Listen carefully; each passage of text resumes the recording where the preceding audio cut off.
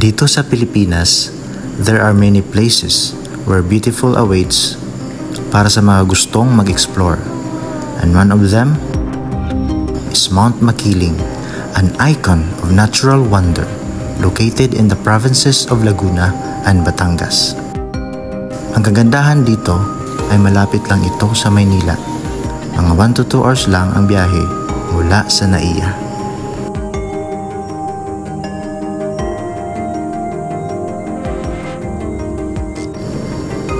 For so many years, ang bundok na ito ay naging inspirasyon na para sa mga adventurer at sa mga mahilig sa kalikasan. It attracts para sa mga taong gustong mag-explore dahil sa kanyang napaka-rich in biodiversity, captivating landscapes, and of course, challenging na mga trails.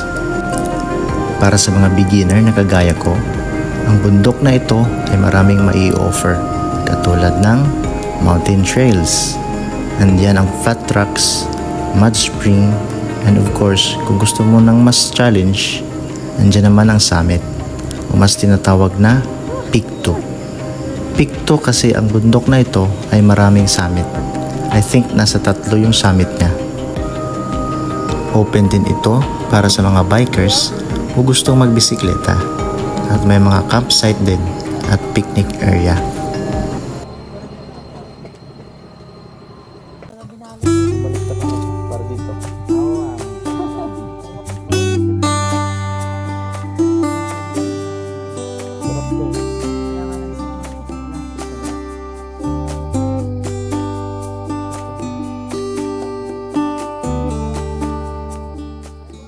There's something special about hiking sa bundok. It's not just about climbing up here sa summit. It's about connecting with the nature. You're feeling the pulse of the earth beneath your feet. Chucks.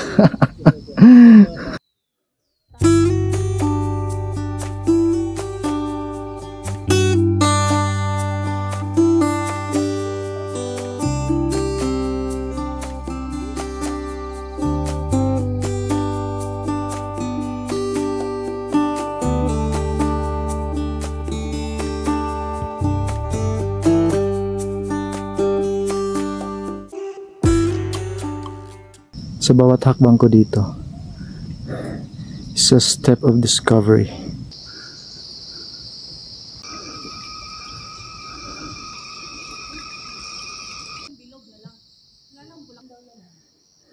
Siguro dahil first time kong umakyat ng bundok, I mean yung papuntang summit. Legit guys, this is my first time. Mula sa mga forest, Musi Forest, mga waterfalls dun sa baba, grabe. Mangha ako dito.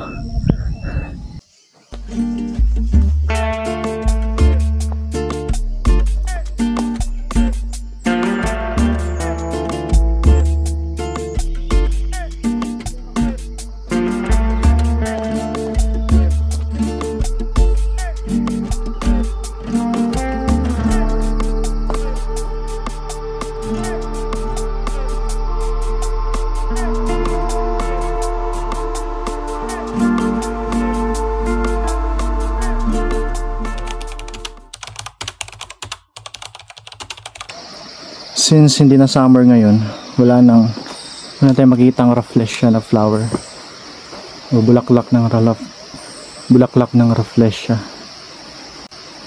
Pero ito yung mga vine nila, oh. May mga lanta na bulaklak. Pero ang labasan daw niyan mga April, summer. So hindi natin nakita ngayon. Pero ito yung area ng rafflesia.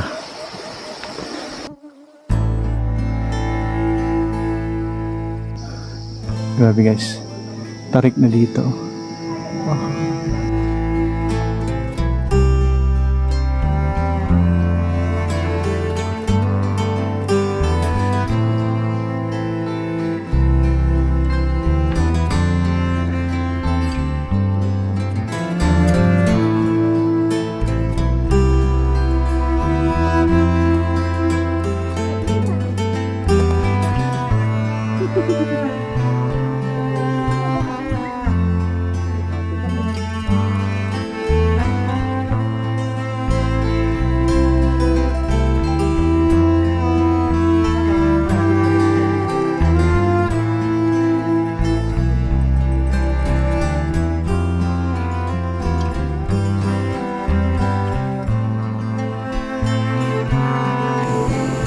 Sa pag-akyat mo dito, you will be greeted by symphony of sights and sounds.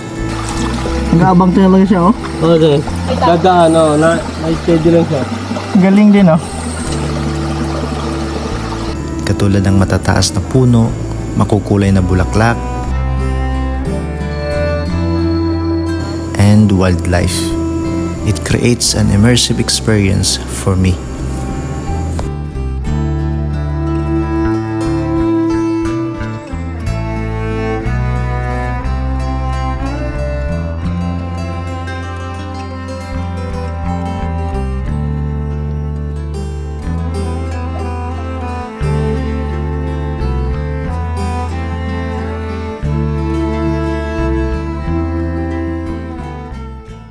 Alam niyo guys, protecting a mountain katulad ng bundok na to ay napakahalaga para sa kanyang tunay na halaga o tinatawag ng mga environmentalist na intrinsic value, the countless benefits to the surrounding communities. I mean, hindi lang dito, mula sa pagsasaayos ng klima hanggang sa pagbibigay ng malinis na tubig. Ang bundok guys ay may halagang papel in sustaining life.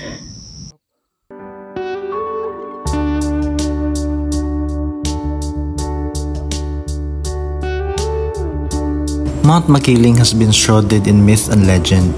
Kilala bilang tirahan ni Maria Makiling, isang mystical na tagapag-alaga ng bundok. It holds a special place sa alamat at tradisyon ng mga Pilipino.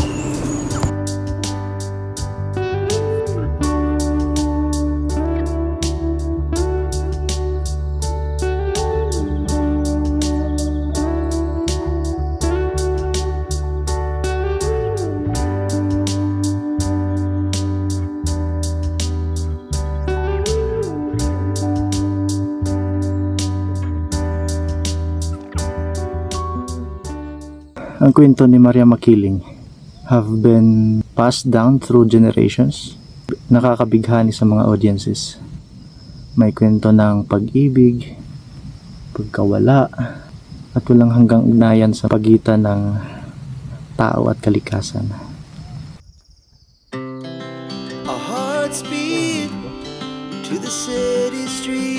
As the sun sets on another day of adventure, isang bagay ang nagiging malinaw.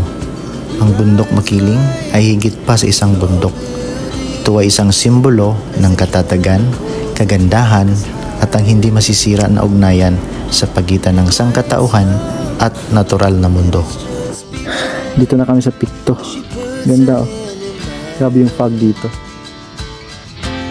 Pag summer, parang pag summer, kitang-kita mo yung Batangas.